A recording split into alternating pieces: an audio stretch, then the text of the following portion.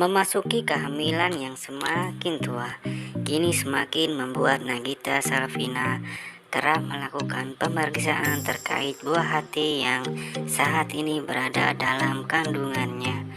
Dan baru-baru ini, suatu hal yang tidak mengenakan terjadi menimpa Nagita Slavina, yang mana janin yang dikandungnya terbilang lebih kecil dibanding dengan kehamilannya yang pertama.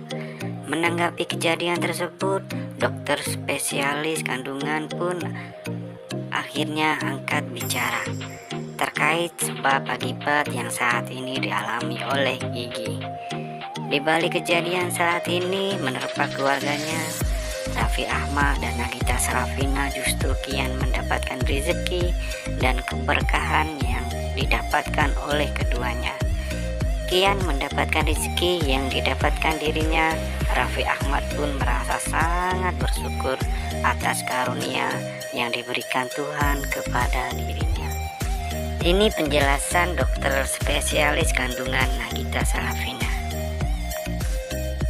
Jadi kalau kita ngomong umur kehamilan 35-36 minggu, sebetulnya tuh garis tengah dari kurva pertumbuhan bayi di dalam kandungan itu adalah sekitar 2.500 sampai 3 kilo begitu.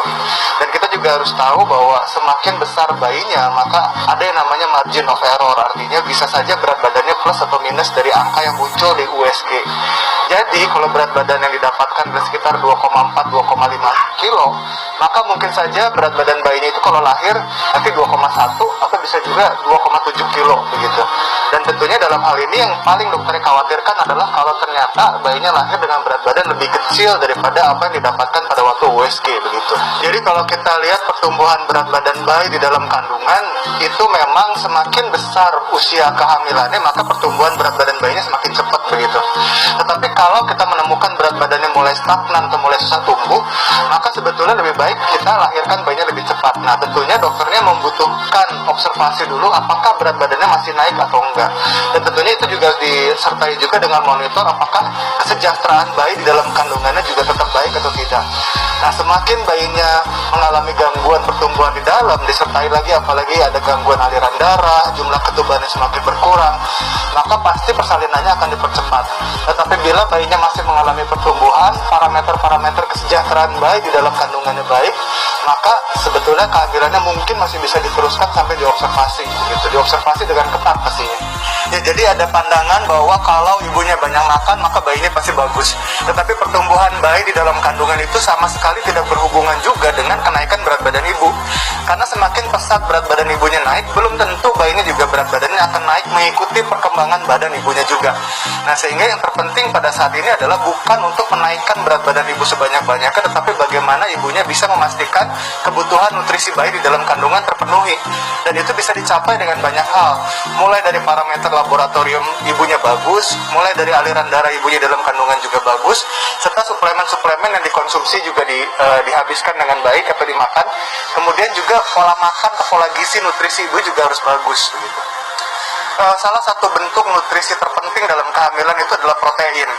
Dan protein itu akan dibutuhkan untuk membentuk berbagai macam fungsi tubuh dari bayinya, mulai dari massa otot sampai perkembangan saraf dan otak bayinya. Nah, oleh karena itu yang terpenting untuk meningkatkan berat badan bayi adalah dengan mengkonsumsi banyak protein.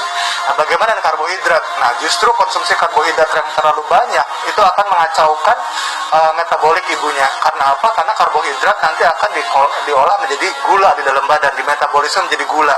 Dan kelebihan gula ini justru tidak bagus di dalam kehamilan.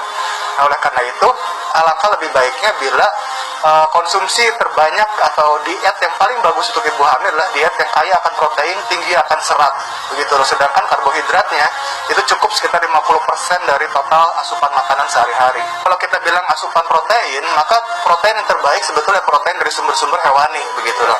Dan kalau misalnya memang kita lihat protein dari bahan daging tidak disukai begitu karena baunya dan lain-lain, maka sebetulnya kan ada sumber protein yang lain, misalnya ikan, dada ayam, telur, itu semua adalah sumber-sumber protein yang bagus. Bahkan kalau kita bicara ikan juga, sebetulnya negara kita negara maritim banyak sumber-sumber protein yang bagus di situ. Bahkan ikan air tawar seperti ikan patin, nila, lele, mujair itu pun juga termasuk sumber protein yang bagus. Bila kita melihat bayi di dalam kandungan, maka sebetulnya yang lebih penting penting dari berat badan adalah proporsi badan bayinya juga begitu. Karena dengan melihat proporsi badan bayinya, maka kita bisa menilai nutrisi apa yang dibutuhkan oleh bayinya untuk bisa meningkatkan atau merubah proporsi badannya menjadi lebih ideal. Nah, bagaimana kalau bayinya kurus? Nah, kalau bayinya kurus, biasanya harus ditingkatkan di dalam berbagai macam kebutuhan asam lemak, biasanya begitu. Asam lemak yang tak jenuh atau asam lemak jenuh, itu semua tergantung lagi kembali dengan bagaimana status nutrisi ibunya, begitu. Oke, jadi kalau kita lihat ibu hamil tuh seringkali punya masalah nafsu makan, entah itu kebanyakan atau bisa juga malas makan kayak gitu. Nah, kalau kita bicara masalah nafsu makan yang berlebihan, itu juga berbahaya. Jadi jangan berpikir bahwa kalau ibu hamil harus makan untuk 2 orang, itu bahaya. Tapi bagaimana kalau ibu hamilnya malas makan begitu? Nah, kita harus tahu bahwa malas makan selama kehamilan itu sebetulnya sumbernya cuma dari otak ibunya begitu loh. Karena sebetulnya tubuh ibu hamil itu didesain atau diciptakan Tuhan untuk memiliki naluri untuk mencari sumber gizi dan sumber nutrisi. Makanya kebanyakan ibu hamil justru terus-menerus merasa lapar. Nah, kalau nggak mau makan, mungkin banyak dipengaruhi juga oleh faktor psikis, bukan cuma sekedar faktor badannya saja atau kehamilannya, tetapi faktor psikisnya juga berpengaruh. Oke, segitu aja video dari saya. Jika ibu-ibu suka, mau dukungannya dengan cara like, komen, dan subscribe.